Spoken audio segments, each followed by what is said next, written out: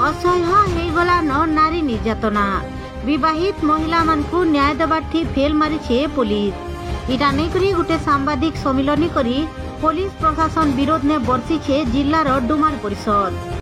जे आमर जिल्ला रे जो झियो मान नारी निर्यातना होउछन थाना मान को समस्त केस करूछन सुरक्षा पई, किंतु पुलिस प्रशासन जिल्ला रे कोनोसी सहयोग करू नाहंती।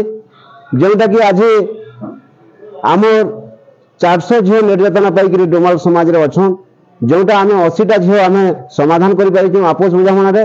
जोटा आईन हाथ को देला परे पुलिस प्रशासन को सेतरे आम नारी निर्यातना झियो मान साने हैरान हरकत होउछंती। तेणुक आगामी दिन रे जदि आमर कथा नाई शुणुन, आम सीता बेहार स्वामी द्वितीय विवाह करिछन, तांकर परे जते लोक संपर्क अछन ताकर संगे विवाह रे द्वितीय विवाह रे तांको तुरंत गिरफ करा न गले एवं भगवती महाकुर स्वामी चंदन महाकुर को परिवार वर्ग को एवं आम जाति समाज रे जो भाई माने तांको सहयोग देउचंती तांको तुरंत गिरफ न कला गले एवं आम झुमा प्रधान पीड़िता को जो व्यक्ति डिलीवरी या प्रेगनेंसी कर दीजिए समाज को मध्य से बारण दीजिए। तेणुक आम से व्यक्ति को तुरंत गिरफ करने जिला कमिटी पक्षर अनुरोध करुचु जिला एसपी को।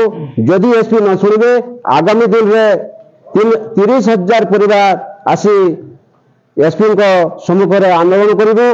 डुमाल समाज प्राय 400 विवाहित महिला माने निर्यातनार शिकार हेतिबार बेलके सेतिर भितरु 80टा केस आपस बुझामणा थी समाधान करिछे परिषद।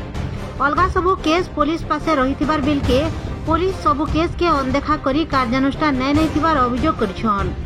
बहुते जवाने पहला पत्नी थाई करी भी 2 नंबर बिहाई छन। इटा नै करी पुलिस पास के गले भी पुलिस अभियुक्त मानकु गिरफ नै करबार। इतार समाधान नै हेले आइबा दिन के डुमाल परिषद आडू आंदोलन करा जिबा बोली चेतावनी दिया जायछि। परे इटा नै करी जिला आरक्षी अधीक्षक को गुटे स्मारक पत्र भी दिया जायछि। ब्यूरो रिपोर्ट बिगुल टीवी।